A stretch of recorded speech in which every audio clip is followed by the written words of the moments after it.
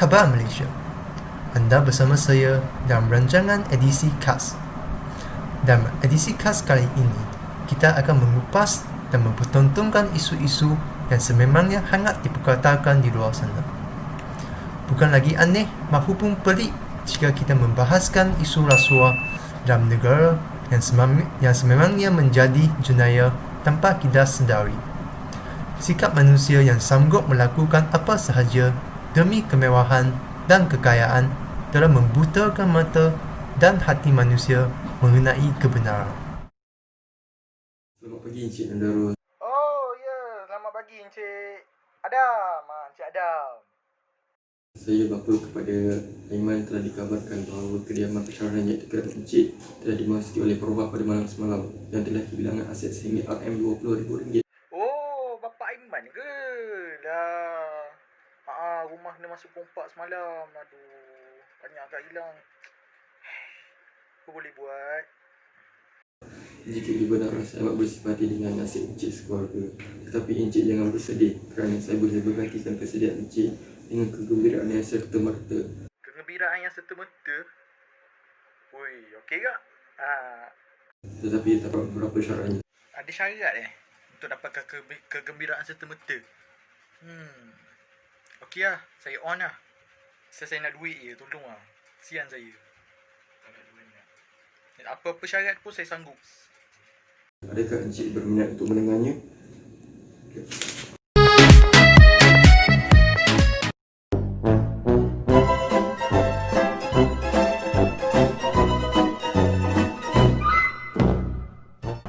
Kesimpulannya, etika perlulah diterapkan dalam diri anak muda sebagai suatu kesedaran tentang kebahayaan rasuah. Ini bukan sahaja kepada satu pihak, tetapi pihak kerajaan juga. Oleh itu, edisi khas hari ini telah sediakan beberapa temu buah tentang rasuah khas untuk anda. Mari kita bersama-sama menemu buat beberapa pelajar IPT untuk mendapatkan pandangan mereka mengenai isu rasuah dalam negara yang semakin menjadi-jadi umpama sedawan tumbuh selepas hujan.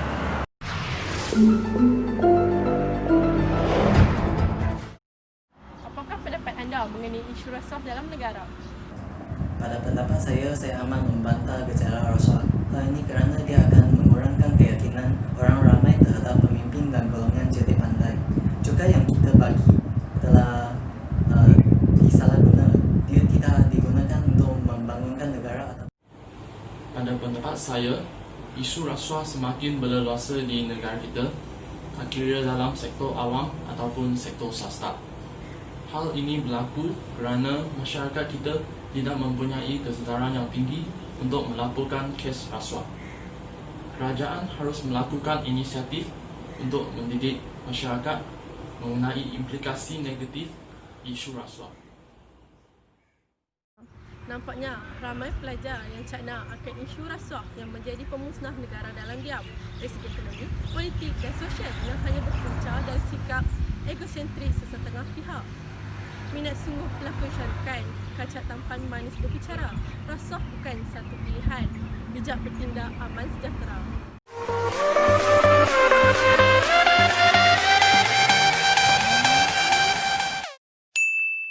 Definisi rasuah. Rasuah dapat ditakrifkan sebagai memberi sesuatu kepada orang-orang tertentu dengan niat untuk mendapatkan sesuatu yang bukan haknya.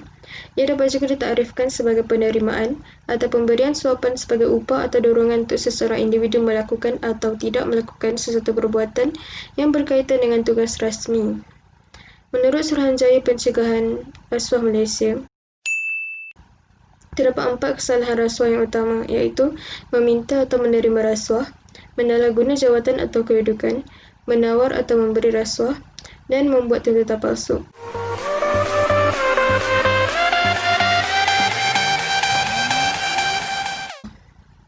Sikap tamak dan tidak bersyukur sesetengah individu, kurang kesedaran dalam kalangan masyarakat tentang keburukan rasuah, kurang pengesanan awal dan usaha pencegahan rasuah serta penguatkuasaan undang-undang yang lemah.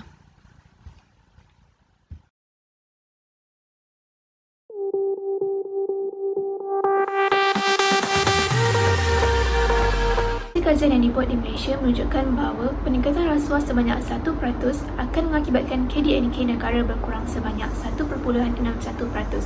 Ini jelas menunjukkan bahawa amalan rasuah sangat memberi kesan terhadap ekonomi negara. Dalam perkataan lain, peningkatan rasuah sebanyak 1% akan mengurangkan pertumbuhan ekonomi sebanyak 0.7%. Amalan rasuah merupakan faktor utama kepada kelemahan dalam makroekonomi. Contohnya, pelabur tidak akan datang ke negara yang mengamalkan rasuah secara berleluasa. Jadinya, kekurangan pelaburan menyebabkan pertumbuhan ekonomi berkurang dan inflasi juga turut meningkat. Menurut David Ng, amalan rasuah berkait rapat dengan kos pinjaman yang tinggi, penilaian saham yang rendah dan juga tadbir korporat yang lemah. Menurut beliau lagi, kos yang ditanggung akibat rasuah adalah sangat signifikan dengan pelbagai budaya dalam ekonomi. Seterusnya, kita dapat lihat etika dan rasuah saling berkait. Hal ini kerana rasuah merupakan suatu tindakan yang tidak beretika. Jadi, kita dapat membendung masalah rasuah dengan mengamalkan etika yang baik. Secara umumnya, dalam perkajaan, kita boleh mengamalkan etika profesional, iaitu kita tidak salah gunakan kuasa dalam tugasan, kita tidak memilih kasih dalam menjalankan tugasan, dan kita elakkan konflik antara kepentingan diri dan kepentingan masyarakat. Hal ini dapat membendung masalah rasuah.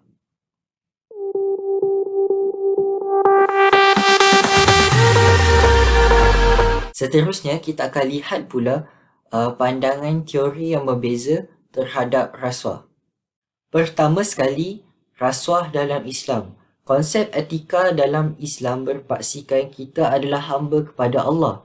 Jadi kita perlu meninggalkan segala larangannya termasuklah rasuah. Hal ini kerana segala tindakan akan mendatangkan balasan atau ganjaran. Namun jika seseorang itu tidak beretika, dia masih boleh mendapatkan keampunan. Seterusnya, rasuah menurut deontologi. Deontologi menekankan tindakan yang jujur dan amanah sebagai tindakan yang beretika. Hal ini dapat membendung kita daripada melakukan rasuah dengan mematuhi segala prosedur atau protokol dalam menjalankan tugasan. Namun begitu, deontologi tidak memandang akibat tindakan tersebut terhadap diri sendiri dan hubungan sesama orang lain. Hal ini mungkin akan memudaratkan hubungan sesama orang lain dan mendatangkan tekanan kepada diri sendiri.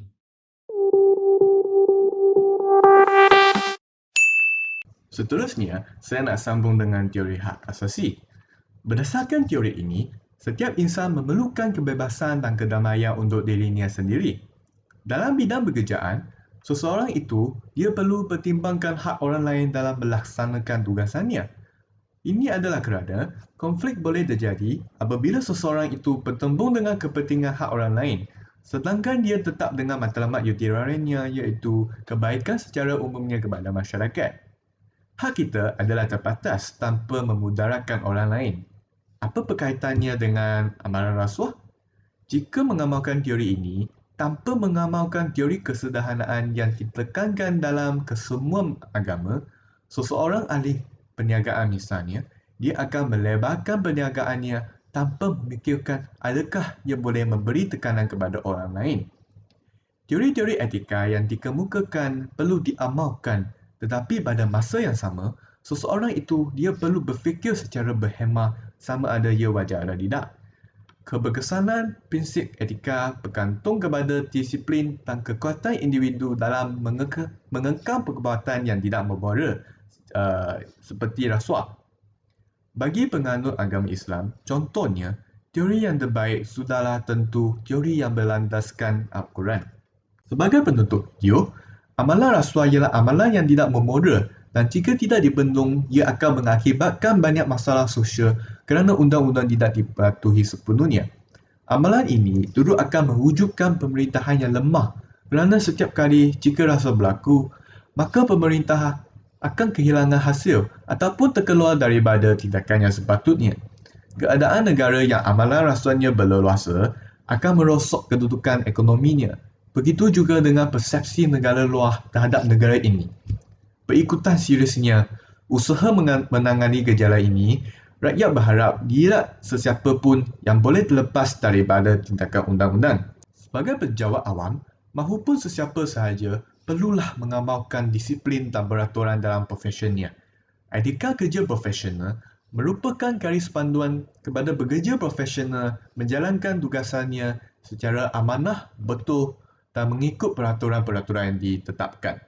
Namun, jika berpandukan dengan teori-teori etika yang dikemukakan tadi, perlulah ada pengubahsuaian berpandukan situasi di negara ini. Oleh yang demikian, kita haruslah menjauhi diri daripada rasuah.